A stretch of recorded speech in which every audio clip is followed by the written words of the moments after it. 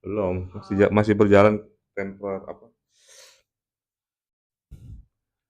Assalamualaikum, halo, selamat siang guys. Pada video saya kali ini saya akan menginterview salah seorang mahasiswi Universitas Brawijaya.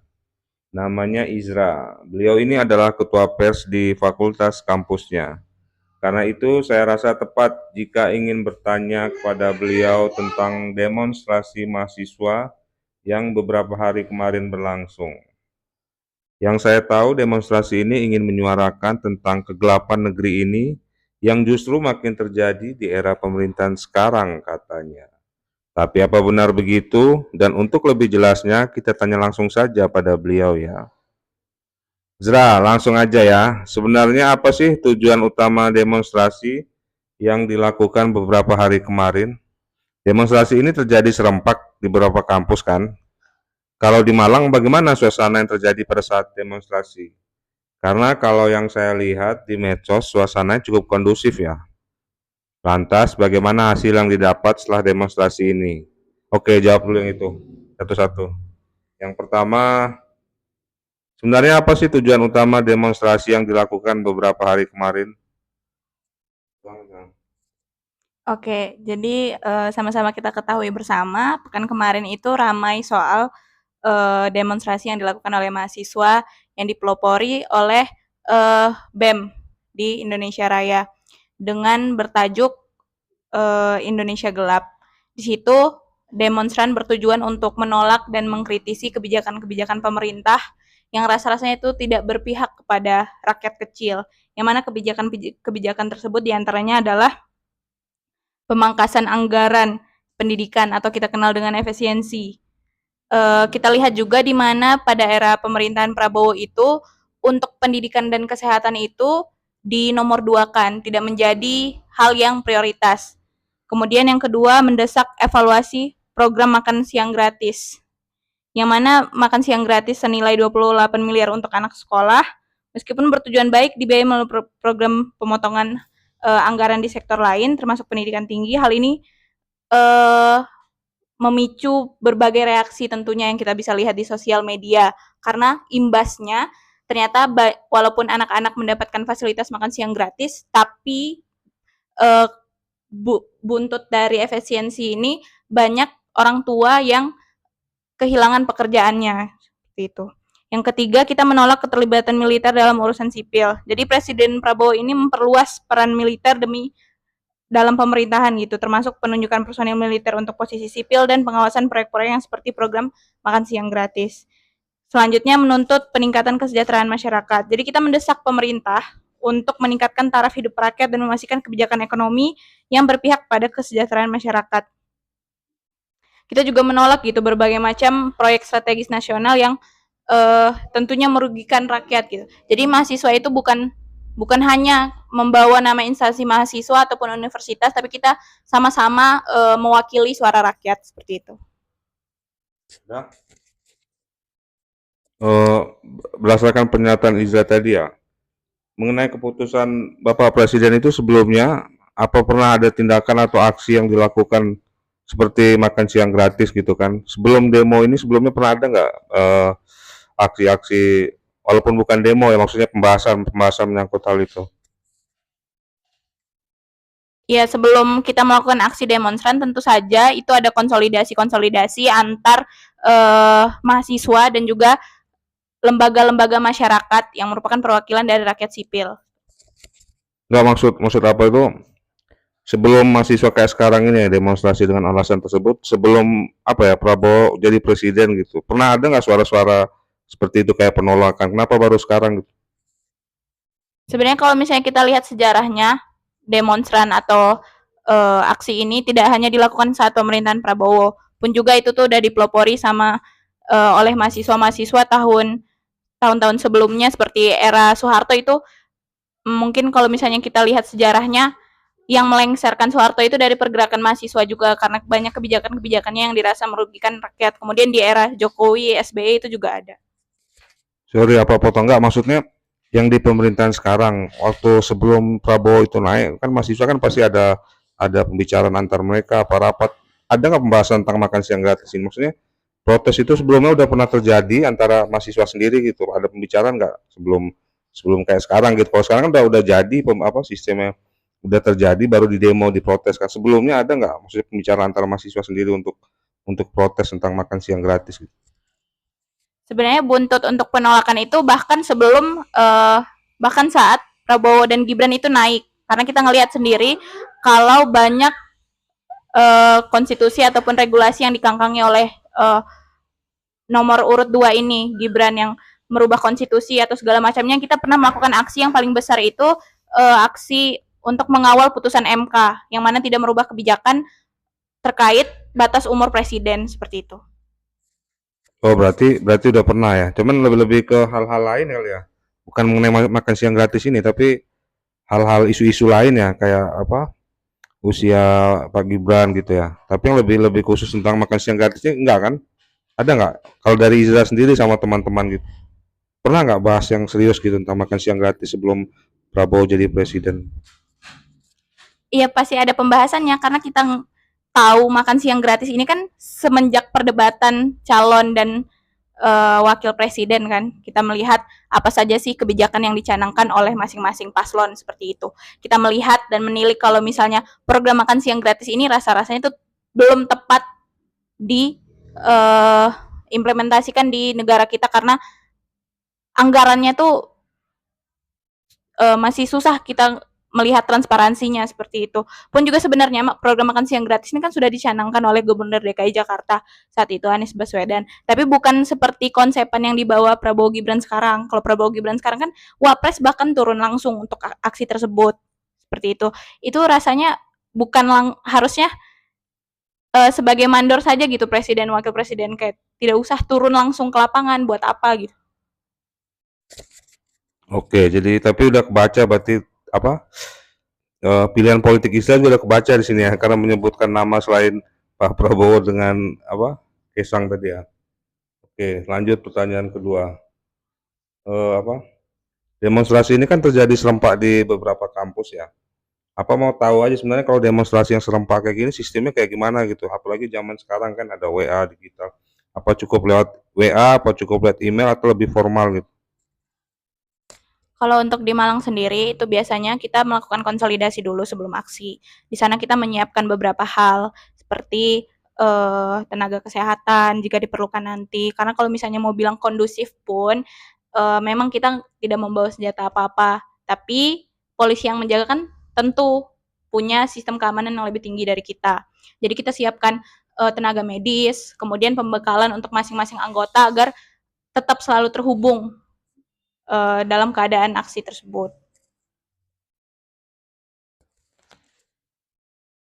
Kalau di Malang ini bagaimana suasana yang terjadi pada saat demonstrasi?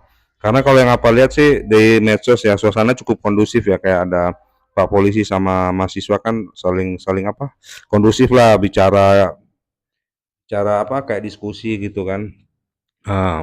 Kalau menurut Iza sendiri bagaimana kondisi yang terjadi di sana kan karena Iza kan turun langsung ke lapangan. Untuk di Malang di Balai Kota DPR sendiri itu masih uh, tidak ada kericuhan yang cukup besar lah. Mungkin Tapi seperti ada ya ada aksi pembakaran ban yang kayak dilakukan gitu aja mahasiswa ya. paling. Ya. Oh, Dan tapi tindakan dari polisinya pas itu apa? ya Kondusif aja. ya sedikit ada menghalangi lah tentu bagian dari tugas mereka gitu. Tapi secara kondusif aja kan nggak pakai kekerasan. Yang Iza tahu atau Iza nggak tahu ya dapatnya nggak tahu. Ya yang kalau dilihat sih kondusif ya.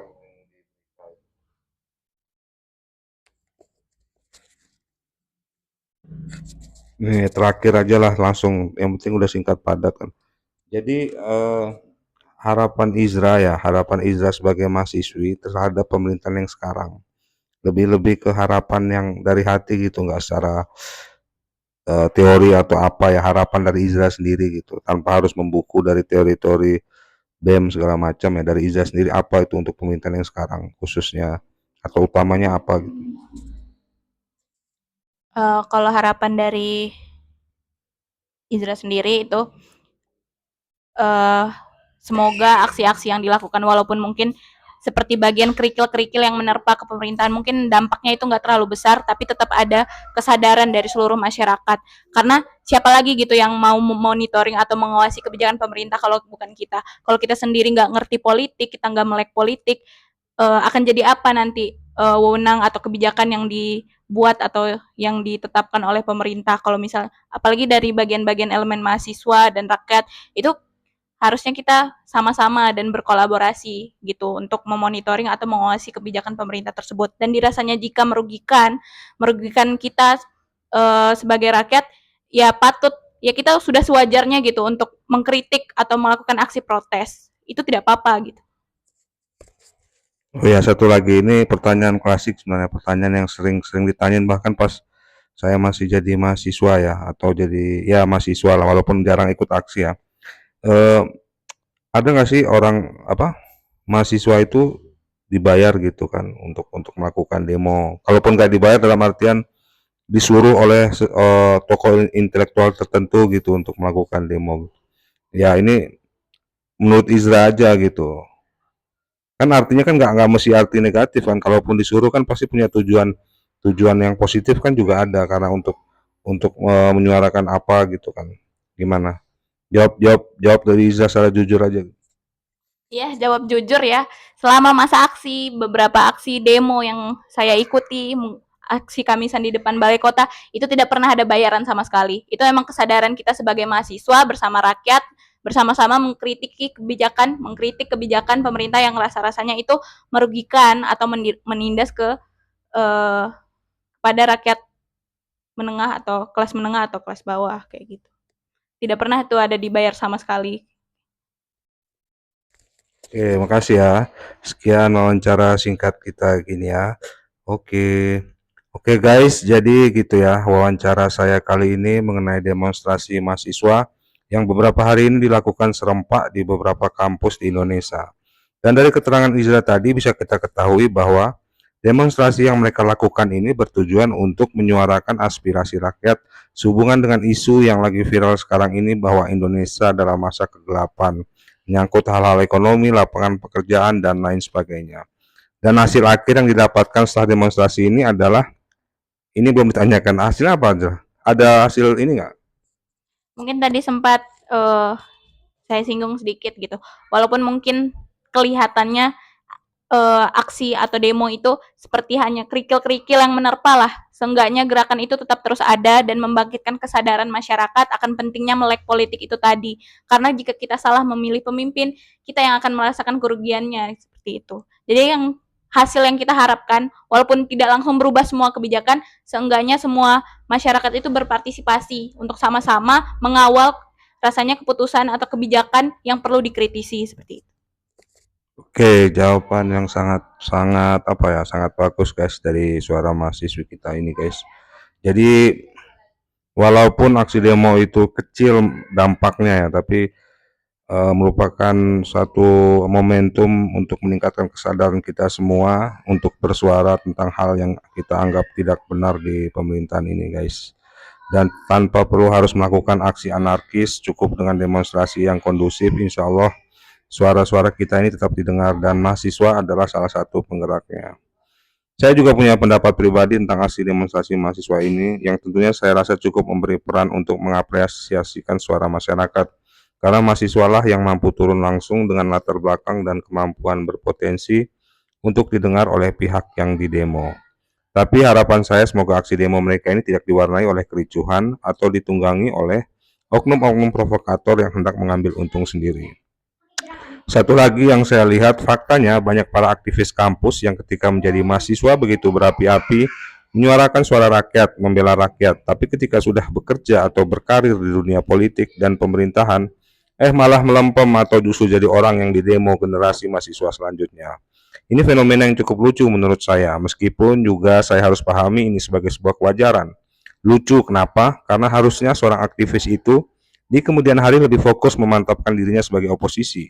Meskipun tetap terjun ke dalam politik, dengan ikut terjun ke dalam dunia pemerintahan artinya ketika masih menjadi aktivis dulu mereka tidak begitu paham bahwa dunia politik praktis atau pemerintahan adalah profesi yang begitu dekat dengan kebohongan, korupsi, dan berbagai godaan lain. Meskipun mereka akan tetap dihormati dan tidak ditindak seperti masyarakat awam, itu faktanya. Dan itu hanya pendapat saya guys, boleh Anda setuju ataupun tidak. Meskipun tidak semua kotor, tapi mau tidak mau harus tutup mulut. Masa bodoh meskipun tahu, itulah dunia politik atau pemerintahan guys. Jadi kalau ada yang bilang artinya selama ini kita memilih pemimpin yang siap jadi pembohong dan pencuri, maka saya katakan lebih tepat mereka harus siap didemo dan dikritik. Karena itu resiko dan kewajiban mereka. Karena mau terjun sebagai politisi atau pemimpin. Apalagi kalau benar mau mengikuti pengertian demokrasi sesungguhnya.